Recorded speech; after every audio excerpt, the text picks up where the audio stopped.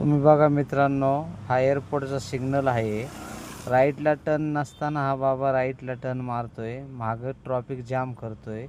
त्याचं बघून शेजारी असलेला जॅगवारवाला सुद्धा राईटला टर्न मारून निघून जातात.